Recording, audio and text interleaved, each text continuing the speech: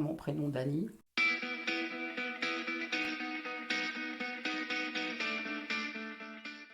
Comme une personne ordinaire, simple, euh, honnête parce que de toute façon et sincère parce que moi il faut que même si quelquefois ça déplaît à certaines personnes, moi j'aime bien être carré quoi. Le fait d'être peut-être un peu trop euh, directive, directive c'est pas le mot mais d'être peut-être un peu trop franche, ça m'a comment expliquer, ça m'a bloqué.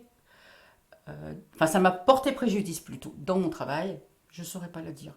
Franchement, la patience peut-être. Par contre, je suis très proche des gens. J'aime bien écouter les gens. Et je me forge très souvent une opinion très rapidement. Et je me trompe rarement. Je sais écrire. Enfin, je ne peux pas me donner des gants, hein, me valoriser. Mais je sais écrire.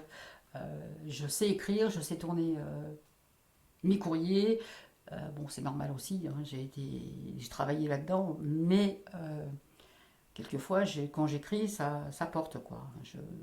Je mâche pas mes mots, hein, et c'est vrai que je sais écrire. Beaucoup de gens, pas forcément sur Metz, mais où j'étais avant, beaucoup de gens venaient me voir pour que je leur fasse leur courrier parce que je sais écrire.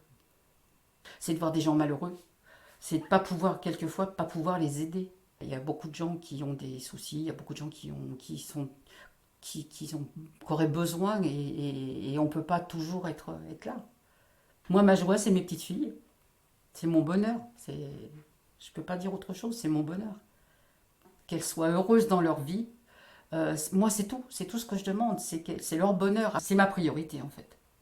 Quand Gaëlle était petite, elle me disait toujours, mais toi, t'es ma mamie-maman. Parce que, voilà, elle a connu, j'ai sorti de la maternité, donc pour elle, c'était, t'es ma mamie-maman. Elles ont une mère, même si c'est pas. Voilà, elles ont une mère. Je leur ai toujours dit, je suis mamie. Je resterai mamie. Même si des fois elles me disent, bah oui, mais c'est toi qui. Oui, je vous élève. Oui, mais je reste votre mamie. Il n'y a pas de double mère là. Je les élève depuis. Bah, Gaëlle, je l'élève depuis sa naissance. Je l'ai sortie de la maternité, elle m'a jamais quittée. Et puis Sarah et Elodie, je les ai eues, bah, elles étaient toutes petites. Ça fait 15 ans quoi, qu'elles vivent chez moi, que je les élève, que j'en ai l'autorité parentale totale. Ça se passe super bien. Comme dans toutes les familles, hein, avec des engueulades, avec des moments de joie. Si j'ai quelque chose à dire, je leur dis. Si ça leur plaît, tant mieux. Si ça leur plaît pas, on s'engueule et puis voilà, hein. S'il m'était arrivé quelque chose, bah, c'est très compliqué parce que s'il m'est arrivé quelque chose, elles n'ont plus personne. Elles n'ont personne. Elles ne peuvent pas se retourner vers leur mère, malheureusement. Ma hantise, je disais toujours, je veux bien partir, je veux bien mourir, parce que ça, bon, plus tard possible. Mais je me disais toujours, j'espère qu'il ne m'arrivera rien avant que les filles soient majeures, avant que les filles soient capables de s'en sortir toutes seules. J'y pense pas tout le temps, mais je me dis, le jour où elles vont être parties toutes les quatre, mais qu'est-ce que je vais devenir? J'aimerais transmettre la tolérance, qu'elles soient tolérantes, qu'elles soient à l'écoute. C'est important, pouvoir s'écouter, pouvoir se soutenir.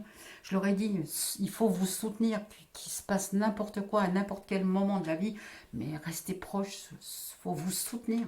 C'est tellement important. C'est la seule chose que je peux leur dire, soutenez-vous. Bah, c'est ma tribu, hein. C'est souvent, on nous dit la tribu de mamie. Parce que j'ai été passionnée par la CB. La CB, c'était la bonne époque, hein. C'était avoir une CB installée chez soi, parce que moi je faisais de la CB de chez moi, comme j'ai pas le permis ni quoi que ce soit, mais je faisais de la CB de chez moi. J'avais une grande antenne de plus de 5 mètres sur mon toit, et on communiquait avec les routiers, on faisait des radioguidages, on leur disait quand il y avait les flics qui étaient là, quoi, de faire attention. Puis c'était un moyen de communication, c'était bien. C'est chouette, on faisait des réunions entre cibistes, mais pour moi, c'était vraiment à une époque formidable, quoi. C'était mieux que Facebook, hein. Puis maintenant, on voit plus de cibistes, à part les routiers qui l'ont peut-être encore dans leur camion, mais sinon, c'est très. Voilà, ça s'est vraiment perdu, quoi. Mais à l'époque, c'était vraiment. Tout le monde avait la CB, que ce soit dans la voiture, dans le camion ou autre. Ce que j'aime faire maintenant, être sur Facebook, faire des jeux, parce que j'adore, je joue, j'aime bien. Sur Facebook, j'y suis surtout pour commenter des conneries, en fait. Je lis les commentaires et ça m'amuse, quoi. Certains sont bien, certains moins bien. Ce que j'aime faire aujourd'hui, bah, faire des choses avec mes petites filles. Qu'on se rapproche, parce qu'on est vraiment plus que toutes les quatre, quoi. On est vraiment un noyau très soudé, très complice toutes les quatre. Et voilà, ma plus grande joie, c'est quand on se fait un resto toutes les quatre, quand on va passer une journée à Montpellier, que ce soit pour aller à l'aquarium, à Odysseum, n'importe où, mais qu'on soit à faire des choses toutes les quatre. J'ai ma force chez moi qui me, qui me pousse, en fait. Et qui m'aide, parce que je serais toute seule, je suis pas sûre qu'au jour d'aujourd'hui, je serais même encore là, tu vois, parce que j'en avais plus envie. J'ai vécu vraiment des choses qui étaient pas vraiment, qui ont fait très très mal à un moment donné, et je crois que j'avais plus la force. C'était quelque chose de très très dur, et je pense que j'aurais pas eu la force de continuer si j'avais pas eu les filles. Elles m'ont vraiment soutenue et elles me soutiennent encore. Mais bon, maintenant je vais mieux parce que ça, j'ai mis longtemps à passer cette épreuve. J'ai mis plus de 2 ans où j'osais plus sortir de chez moi. J'avais l'impression que les gens me regardaient de travers, alors que j'y étais pour rien, mais j'avais l'impression que les gens me regardaient de travers. Et franchement, j'ai eu ce bonheur d'avoir mes petites filles qui étaient là, mes mamies, et on est là et qui sont toujours là et qui me poussent. J'accepte beaucoup de choses. Je suis quelqu'un de très tolérant et j'accepte beaucoup, beaucoup, beaucoup, beaucoup, beaucoup de choses. Mais le jour où j'explose, j'explose. Maintenant, j'ai énormément de patience. Je sais, euh, oui, supporter beaucoup, beaucoup. Mais je te dis, le jour où j'explose, j'explose, quoi. Après, c'est fini, hein. Une fois que j'ai explosé, c'est terminé. Il ne faut plus revenir. Mais voilà. Après, physique, oui, je suis quelqu'un de costaud quand même, hein. Je ressens facilement les choses.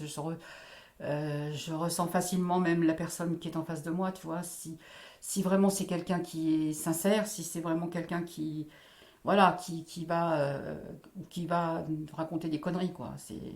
Je marche beaucoup à l'intuition. La raison, un peu moins.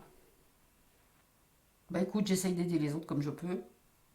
J'ai été bénévole au Resto du Cœur pendant quelques années, enfin pendant 2 ans, oui, 2 ans, 2 ans et demi.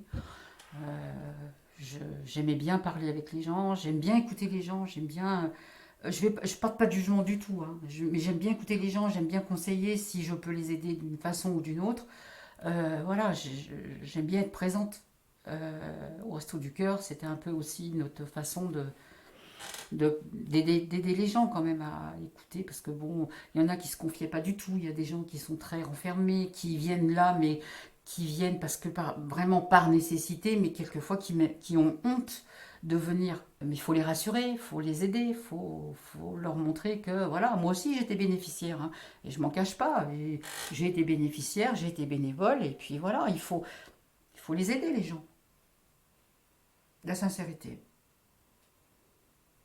la sincérité. Quelqu'un qui est sincère, il pourra tout me demander, je serai toujours là, mais il faut être sincère. Je hais l'hypocrisie, je préfère qu'on me regarde et qu'on me dise merde en face, et puis on se serre la main et on n'en parle plus.